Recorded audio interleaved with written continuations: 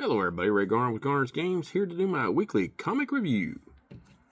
And we're going to go with my absolute favorite X-Men of all time, getting her first issue of her new series, Rogue.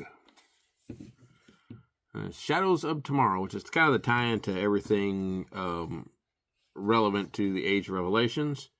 Although, to be fair, I don't see where this has anything to do with it. Anyway, it's written by Erica Schultz and Luigi Zagaria, if I'm pronouncing that correctly, is our artist. And we start off fighting a giant mutant possum, as you do in comic books. It's actually a rather tall one. If you look at this panel right here, it's a little taller than the control tower at the airport.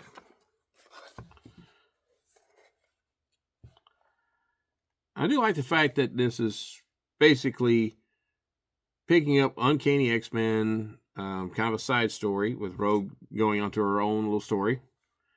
But we get to kind of see some of the characters and what they're doing that are part of the Uncanny bunch of the Louisiana X-Men. We got Gambit. We got Death Dream. And I don't remember... Ransom. That's it. Ransom's also there.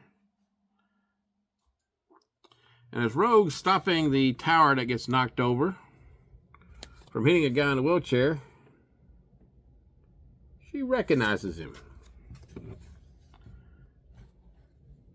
And that leads her into a vision of him getting his mouth cut open by a Sabretooth. Potentially a vision that she got at one point from him when she absorbed his powers. Now working together with Ransom, she and him eliminate the giant possum.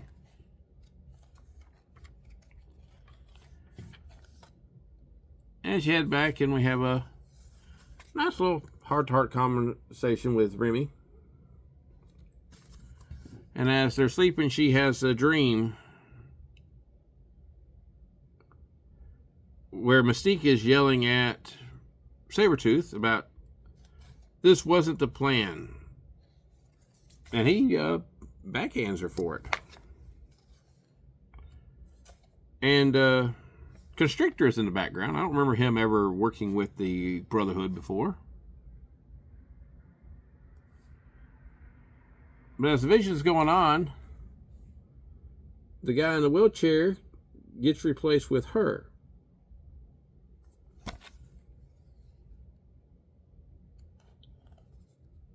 And we get the splash page of Rogue getting killed by Sabretooth way back in the day. She wakes up in her dream, screaming. And of course, Remy's trying to console her.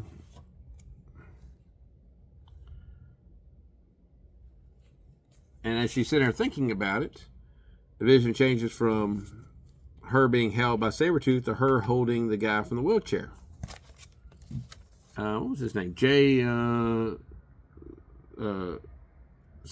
or Sculton? Anyway, she decides that she needs to go figure this out on her own. And she wants Remy to stay and watch over the kids. We get this really cool travel map of her flying out to see Destiny and Mystique as she's kind of going through all the possibilities, including the fact that, at least as of now, Sabretooth is dead.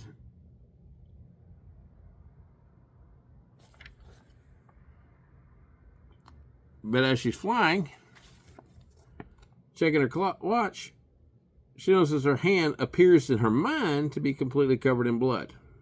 And then she doesn't feel too good and loses control of her flight and falls. She even says that hurt more than I thought it would. But she gets there. Destiny meets her on the front porch. She won't answer questions about how Mystique is doing. When I go check on her, we see Mystique is in really bad shape. And it was noted here that Mystique's shape-shifting powers were disrupted in Mystique number 5.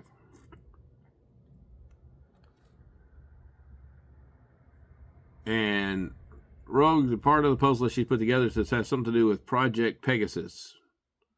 And she says, Rogue, please don't pull on that thread. And I was, why not? Hello, cat, move along here. And as Rogue touches her hands, even through her glove, there is a massive psychic backlash that happens. She is flooded with memories, as you can see here.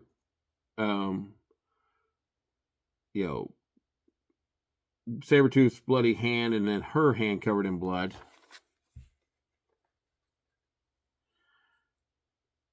And Rogue actually says, what was that?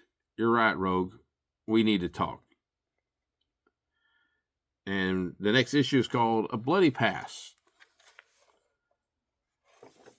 And this is our cover for our upcoming issue. First, I gotta say, I really like the art in this. I thought they did a really good job. The writing is very smooth.